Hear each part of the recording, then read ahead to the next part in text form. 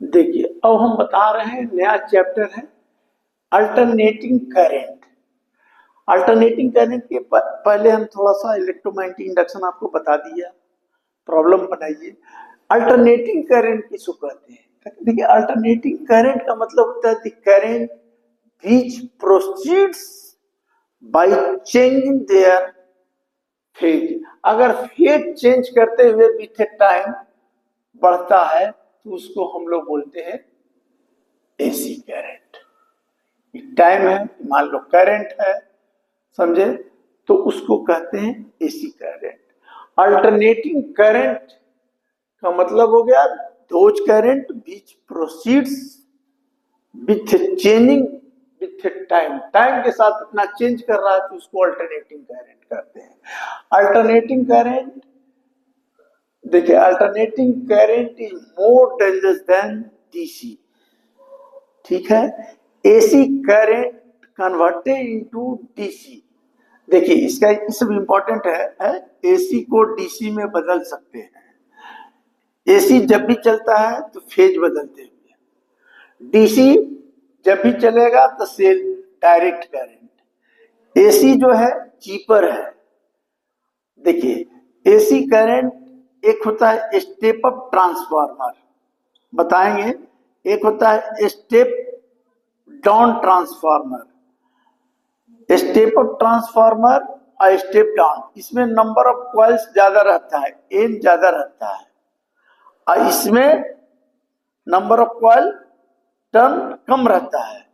तो इससे क्या होता है कि एसी को हम माने high voltage to low voltage में हम कन्वर्ट कर सकते हैं, एसी को डीसी में बदल सकते हैं, एसी को ट्रांसमिटेड कर सकते हैं एक जगह से दूसरे जगह विदाउट लॉस ऑफ पावर। तो ये सब एसी के लिए। अच्छा, एसी मोर डेंजरस होता है। एसी क्या होता है, फेज बदलता है। तो फेज का मतलब ये होता है क्या, तो फेज पॉजिटिव होता है, ई निगेटिव होता है। ठीक है, समझिए। अच्छा, अब रही सवाल कि देखिए कि आपको हम बताए हैं कि फेज बदलता है। तो देखिए, कोई एसी चल रहा है तो याद रखिएगा कि एसी है, तो इसको हम लोग बोलते हैं करंट आई लिए, तो इसको हम लोग बोलते हैं आई जीरो। इसको बोलते हैं पीक करंट। पीक करंट सबसे ऊंचा, आप पढ़े होंगे पीक करंट, इसको हम लोग बोलते हैं। समझिए, जैसे आप देखिए, फाइव बराबर क्या होता है, फाइव बराबर बी ए। ठीक है, अगर मान लो कॉइल है एन, तो एन से भी मल्टीप्लाई कर दो। ठीक है, तो क्या होता है, एन बी ए क्या होता है, कॉस थीटा। ठीक है, कॉस थीटा हो गया। अच्छा, फाइव बराबर क्या होता है, फाइव बराबर क्या होता है बताइए। तो देखिए, फाइव बराबर हो गया एन बी ए कॉस थीटा, इसको D phi by d T कर दीजिए, तो एन बी ए निकल गया। तो ये क्या होगा, इसका डिफ्रेंसिएशन करेंगे तो क्या हो जाएगा, माइनस साइन थीटा। तो क्या हो जाएगा, minus n b a sine theta. ठीक है, ई क्या हो गया, ई हो गया किससे, देखिए d phi by d t को हम लोग ई कहते हैं, Faraday's laws of electromagnetic induction. तो ई बराबर हो गया minus n b a sine theta. ठीक है, ये माइनस में होता है तो ये भी माइनस में कर दे सकते हैं, तो माइनस माइनस कैंसिल, तो ई इक्वल टू हो गया N b a sine theta. अब देखिए, आप एन बी ए को आप लिख सकते हैं ई जीरो, तो ई बराबर हो गया e zero sine omega t. क्यों, क्योंकि जानते हैं कि ओमेगा बराबर होता है थीटा बाई टी, तो थीटा बराबर क्या हो जाएगा, ओमेगा टी, तो ओमेगा टी, तो ई बराबर हो गया e zero sine omega t. इसी तरह हम जानते हैं कि V directly proportional to I, जब V क्या है, एक तरह का E है, तो E directly proportional to I, तो यहां पर लिख सकते हैं कि I बराबर I0 साइन ओमेगा t, तो ये भी हो गया। तो जब भी अल्टरनेटिंग करंट पढ़ेंगे तो आपको ये दिमाग में रखना है कि E बराबर E0 sign omega T, I बराबर I0 साइन ओमेगा टी। कोई किताब में ये भी लिखा हुआ रहता है, कॉस में भी लिखा हुआ रहेगा I बराबर I0 कॉस ओमेगा टी। तो क्यों लिखा हुआ रहता है? क्योंकि साइन और कॉस का कर्व जो होता है सेम होता है, इसलिए लिख सकते हैं। मैंने अगर कभी कोई पूछ दिया कि ऐसा हो सकता है, तो हाँ हो सकता है। क्यों हो सकता है? तो आप बताइए कि साइन और कॉस का कर्व सेम होता है मेनली, लेकिन देखो किताब में लिखा हुआ रहेगा I बराबर I0 साइन ओमेगा टी। अब ई ऐसा क्यों लिखा हुआ रहता है? तो देखो ई साइनसोइडल वेव है, तो हम क्या बोले, एसी क्या है, जो फेज चेंज करते हुए बढ़ता है। एसी मोर डेंजरस क्यों है? कि देखिए एसी पॉजिटिव फेज है, ई निगेटिव फेज है, ठीक है। अब रही सवाल की पॉजिटिव फेज है और ई क्या करता है कि 1 सेकंड में 50 बार करता है। तुम सोचो कि 1 सेकंड में, इसलिए कभी कभी कहा जाता है कि इंडिया की फ्रीक्वेंसी क्या है, तो कोई इंडिया की फ्रीक्वेंसी तो बोलने का 50 हर्ट्ज, 1 सेकंड में 50 हर्ट्ज करता है, माने 50 बार ऐसे करता है। अब तुम बताओ कि मोर डेंजरस क्यों है? तो देखो ये पॉजिटिव साइकिल है, ये निगेटिव साइकिल है। तो एसी करंट में आपने देखा होगा कि जब पॉजिटिव साइकिल है और आदमी क्या है, तो आदमी जैसे ह्यूमन बीइंग है तो उस पर क्या है, फ्री इलेक्ट्रॉन्स है। तो फ्री इलेक्ट्रॉन्स का मतलब क्या हो गया, निगेटिव चार्ज। तो निगेटिव चार्ज रहेगा तो क्या होगा, निगेटिव चार्ज। ई क्या है, पॉजिटिव साइकिल में है। तो पॉजिटिव साइकिल, कभी कभी एसी में देखेंगे कि करंट मारेगा तो पॉजिटिव साइकिल में फंस गया तो उसको सटा लेता है। और कभी कभी क्या होता है कि हम इलेक्ट्रॉन हैं और कभी कभी निगेटिव साइकिल में फंस गया तो निगेटिव निगेटिव रिपेल कर देता है। तो आप कभी कभी देखिएगा कि एसी में कभी कभी सटा लेता है करंट जो मारता है और कभी कभी फेंक देता है। तो आप कहेंगे कि 1 सेकंड में 50 बार करता है, तो कभी पॉजिटिव कभी निगेटिव। तो कभी कभी आदमी को जैसे मार दिया करंट तो कभी छोड़ाता है तो छूट भी जाता है। तो ये चीज है कि हम क्या है, हम इलेक्ट्रॉन है, हम पर फ्री इलेक्ट्रॉन है, तो 1 सेकंड में 50 साइकिल करता है, समझे। और जब भी रहेगा तो आई बराबर I0 साइन ओमेगा टी। ये I0 क्या है, तो पीक करंट है। पीक करंट का मतलब सबसे ऊंचा। तो ये एक तरह क्या है, तो वेव है। तो आपने पिछले क्लास में कभी पढ़े होंगे या पढ़ाया होगा एसएचएम। तो एसएचएम में क्या है, तो एसएचएम में भी वेव है, तो एसएचएम में भी वेव है, ये वेव है, ठीक है। तो इसको हम लोग क्या बोलते हैं, तो एसएचएम में वेव है। एसएचएम क्या है, तो सिंपल हार्मोनिक मोशन है। तो इसमें क्या होता है कि अगर पार्टिकल यहां से यहां तक गया, समझे, तो ई जो होता है इसको कहते हैं हम लोग एम्पलीट्यूड। एम्पलीट्यूड किसको कहते हैं, the maximum displacement along the propagation. जो मैक्सिमम डिस्प्लेसमेंट होता है along the propagation, that is A amplitude. Amplitude में भी पॉजिटिव और निगेटिव दोनों हो सकता है। जैसे करंट I0 है ऊपर के फेज में, निगेटिव के फेज में, तो वही चीज है।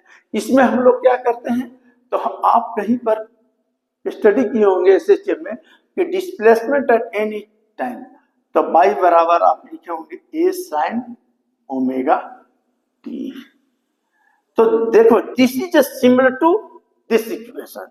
यहां आई है, ये हो गया मेन करंट, माने the current at any instant of AC. I0 peak current है, ये मेरा पीक करंट है, मैक्सिमम है।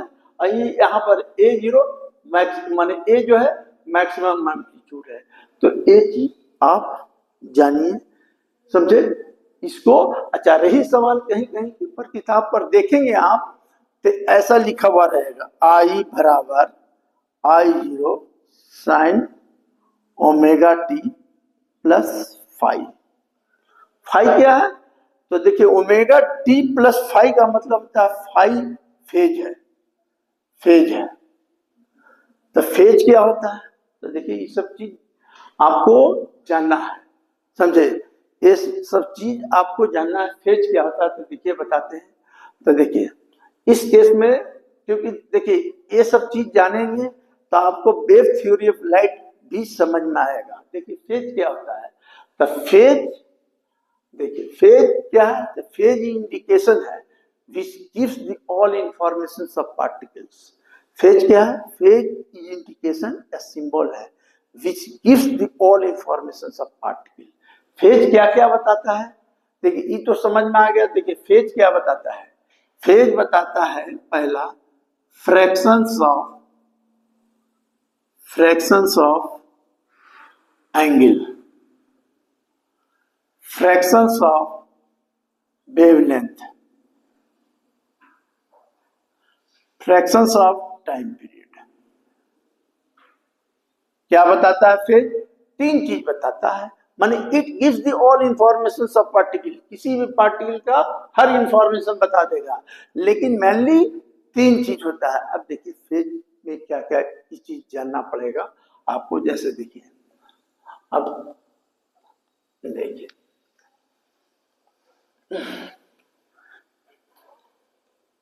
हम बताए हैं कि फेज ये हो गया, ये पीक करंट हो गया, ठीक है, ये आई हो गया, इधर टाइम ले लिया, इधर आई लिया। अब देखिए आप ये वेव है, ठीक है, एक तरह का वेव है, साइनसॉइडल वेव हम लोग बोलते हैं। तो आप जानते हैं कि हम फेज बताए हैं कि पहले एंगल बेटर, तो यहाँ जीरो, ठीक है, जीरो। अब पहले एंगल की पूरा देखिए ए फिगर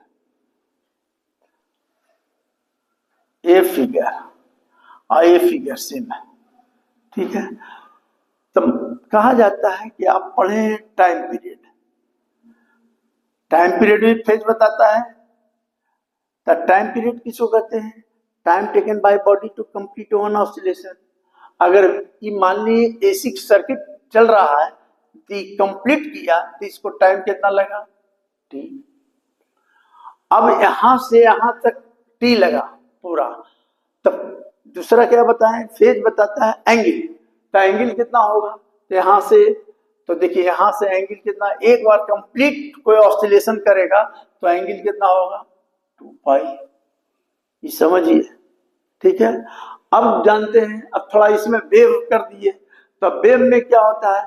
तो आप पढ़े हैं वेव में कि यहां से यहां तक के वेवलेंथ जो होता है लेम्डा, यानी वेवलेंथ लेम्डा हो गया। तो हम क्या बताएं कि phase which gives the all information of particle at any instant, किसी भी टाइम पर टाइम पीरियड बताएगा, एंगल बताएगा, वेवलेंथ बताएगा। अब रही सवाल यहां पूछ दिया इस पॉइंट पर बताइए, तो इस एसी सर्किट चल रहा है, इसका कितना हो गया? T/2। एंगल यहां पर कितना हो गया? इसको हाफ करोगे तो कितना हो जाएगा? पाई, ठीक है। यहां पर वेवलेंथ करोगे तो कितना हो जाएगा? λ/2, ठीक है। कोई पूछ दिया यहां पर चला पीक पर, तब पीक पर क्या हुआ? तब टोटल कितना है? टाइम पीरियड टी, ये कितना किया? 4, T/4। इसका पूरा एंगल कितना होता है? 2 पाई। 2 पाई वाई को 4 से डिवाइड करोगे तो कितना हो जाएगा? π/2। देखो यहां पर π/2, ठीक है। और यहां पर लेमडा कितना हो जाएगा? λ/4। ऐसा मत कर देना, क्यों? क्योंकि टोटल है लेमडा कि 1/4 चला, तो λ/4। तो ये चीज जानना चाहिए। अच्छा, ये जान गए तो हम क्या बोले थे कि फेज क्या है? Phase indication which gives the all information. तो अब यहाँ पर मान लिया कि वेव है, ये है, मान लीजिए करंट है, इसको ये मान लो करंट है, ये क्या है? डिस्प्लेसमेंट है। डिस्प्लेसमेंट को एक बार डिफरेंशिएशन करोगे तो वेलोसिटी मिलेगा। तो वेलोसिटी पता चल जाएगा, कहीं पर बोलेगा तो। दूसरा वर्ड डिफरेंशिएशन करोगे तो क्या मिल जाएगा, एक्सेलरेशन मिल जाएगा। इसलिए कहा जाता है कि फेज क्या है, phase indication which gives the all information of particle, particle का पूरा इंफॉर्मेशन जो बता दे, दैट इज ए फेज। तो फेज समझ में आ गया। अब एसी के केस में हम रिलेट कर दिए, जब भी एसी के केस में करंट लिखोगे तो current at any instant I equal to I zero sine omega T, समझे। ई हम जानते हो ओम्स से लास्ट में क्या जानते हो कि V directly proportional to I, तब V की जगह E है इंडिविजुअल, तो E भी इसी ढंग से हो जाएगा, समझ गए। तो ये हो गया आपका फेज ऑफ करंट। अब देखिए हम बताते हैं आपको, इसमें ये सब जानना जरूरी है, नहीं जानिएगा तो दिक्कत होगा, समझे।